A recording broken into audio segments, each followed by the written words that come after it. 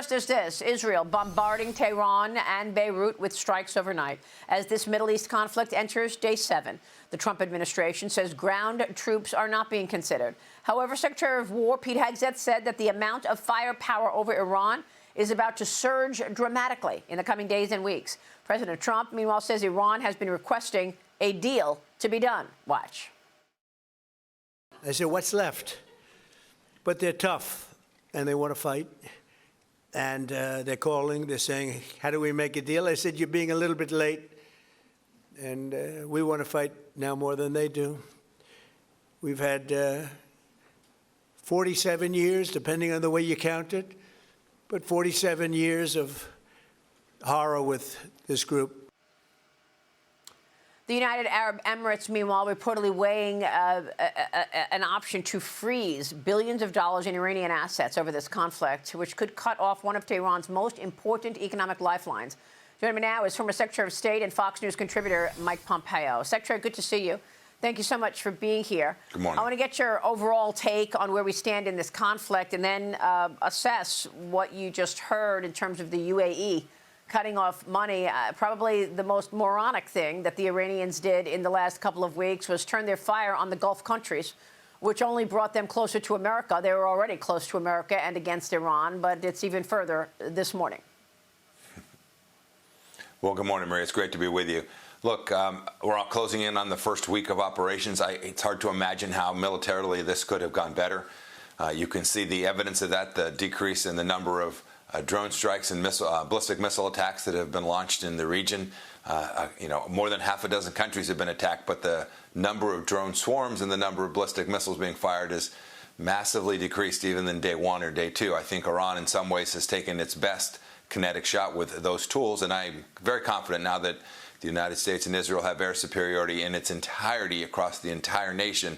They'll continue those strikes, and the fact that we're now able to fly in and out of some of the British assets, thanks to the Brits for that, it's really important. We can now fly more frequently with more power, and I think that's what Secretary Hegseth was getting to.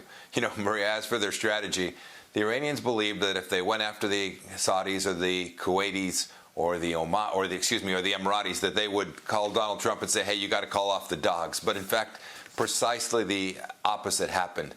You know, other than October 7th, this may have been one of the greatest strategic decisions of the last 25 years. Those two decisions have united the world against the Islamic regime in ways that had not been done before. And so, you know, I hope every nation, not just the Emirates, I hope every nation will cut off its material support, its financial support, the ability for money to flow through their exchanges and money center banks.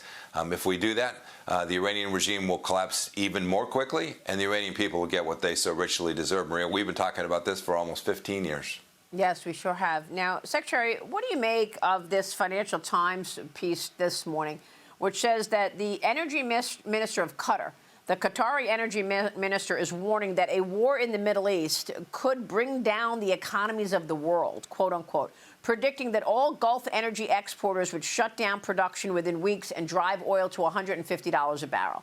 Now, obviously, he's being real dramatic, but the price spikes in oil are real. The president has said many times that he's coming up with new ways to rein things in. And I know that the Strait of Hormuz has been, it's almost at a standstill. The president said, look, our Navy will escort tankers through. And he also has the option at some point, if he wants, to tap into the Strategic Petroleum Reserve. What are your thoughts on what's going on in the Strait of Hormuz and the fact that, by the way, it needs more security so that the Iranians don't mess with it as well, and this Qatari energy minister comment? Well, I think the comment from the Qatari energy minister, he's a very, very intelligent man, a very capable energy producer, and an important supplier of energy all across the world. So I think his comment should be taken seriously. But I also think it's true that President Trump understands that what's Brent crude today at $83, $84 a barrel, I think it spiked just past 87. I think President Trump understands that the hard work of keeping the Strait open to keep traffic flowing through there has two components. Right, it has a physical component. You have to escort, provide air cover, make sure that there's safe passage for the vessels, and then you have to convince Lloyd's and the other insurers that they can underwrite this. And I think the president is prepared to help underwrite those insurance risks with some kind of premium risk coverage or stop loss coverage to provide both the physical and the monetary risks so that we can get this back open. It's very important that global oil supply, global natural gas supply continue to be provided. I do worry, the Qatari energy minister alluded to this, I do worry about the Iranians coming after the infrastructure, not the transit, but the capacity, generation, refineries, infrastructure for production, pipelines. I'm confident that President Trump and the Israelis and the Gulf Arab states are prepared to defend those in ways that we will keep this in a place where we won't have massive spikes that cause a long-term disruption to the global economy. I think that can be achieved. When I was in Trump 1, we worked on many, many plans that were aimed precisely at this risk. I'm confident President Trump and his current team are doing the same. Which is why they must be stopped. I mean, the risk that you just brought up, where the Iranians will potentially hit the infrastructure to create more chaos, is real. So Israeli officials yesterday said that Israeli military is moving to the next phase in this Iran campaign.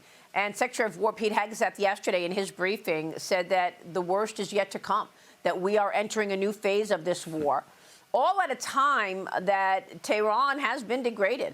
I mean, Tehran is fighting with jets that date back to the Vietnam War. So assess the capability of Iran.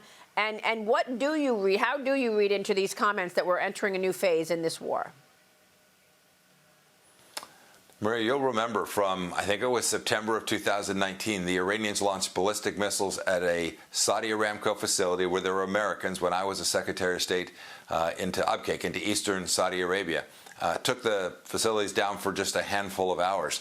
This threat that's been sitting out there has been sitting on top of us for an awfully long time, and no president was prepared to take this risk down. We were living in sort of a land just hoping and praying the Iranians wouldn't attack these facilities. Now what you can see is President Trump and the Israelis are jot and tittle taking down the capacity of Iran to threaten the global energy supply, terrorism in the region, their own people. All of those things you can see are happening right in front of our eyes. And I think Secretary Hegseth's statement yesterday is likely to prove true. I think the United States is going to stay at this in a way that is incredibly vigorous, in a way that President Trump actually prosecutes these things.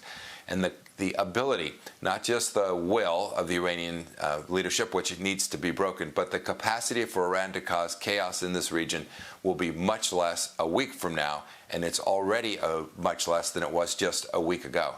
Right. Well, I think it's really interesting to look at the president's strategy when you look from 30,000 feet.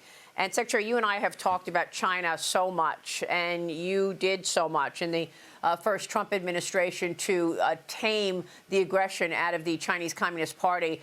But when you see what President Trump has just done, from taking out Maduro in Venezuela to this operation in Iran, and in some cases, you know, raising questions on whether or not China is going to get the oil that it needs. China was buying 80% of Iranian oil. So, you know, if the Chinese want to say to the United States, oh, we may not send you critical minerals for your military, and President Trump hits back and says, oh, really? Well, maybe the oil that you desperately need is in question. What a strategy, Secretary. Assess that, the China angle here. Maria, this first week has been an enormous defeat for the Chinese Communist Party, in the same way that what President Trump did in Venezuela was an enormous defeat for the Chinese Communist Party. They've been set back materially. Their outreach in Latin America, now gone.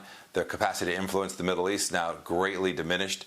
And we shouldn't forget what President Trump's done in the homeland, too, right? Not only securing our borders, but making sure that American energy and American industry might continue to rise. Those have all put enormous pressure on the Chinese Communist Party in just what's now, goodness, 14 months of the first Trump administration. The Chinese now know that the United States has the capacity to control what's going on in the Middle East and direct that energy in ways that can really impact their economy, giving us enormous leverage in order to achieve the objectives we have to push back and control the Chinese in a way that reduces risk for every single American. Yeah. But you know, I'm wondering if the Qataris are complicit here with this piece in the FT, you know, scare tactics. Oh, oil's going to $150 a barrel, and all the, you know, all of these countries bring down economies of the world. You said that the energy minister is smart and understands this market well. Is there any do you have any sense of whether or not this is just a scare tactic on the part of the Qataris? You know, my sense is this is a straight-up analysis of risk, as he sees it, right?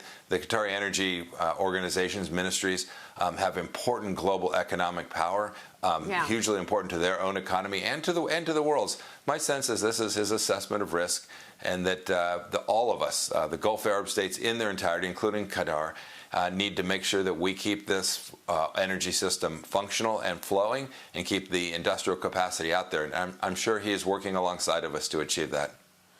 The Pentagon has identified Major Jeffrey O'Brien of Iowa as the 5th American service member that we lost, killed by an Iranian drone strike in Kuwait over the weekend.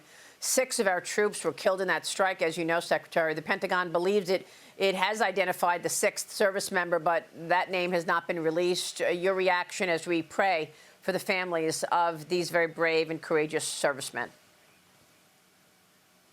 You know, having been a soldier many decades back, and then having served as Secretary of State and gone to Dover when the dignified transfer of the remains and talking to families who lost their loved ones, we cannot be thankful or grateful enough for those who have risked everything and lost their lives, and for their families who have sacrificed so much, and for those who are sitting in harm's way today taking that very risk. We should pray for them all, and then we should do everything necessary to do the work to protect America and secure our nation and keep those young men and women safe and secure as they fight this battle on our behalf.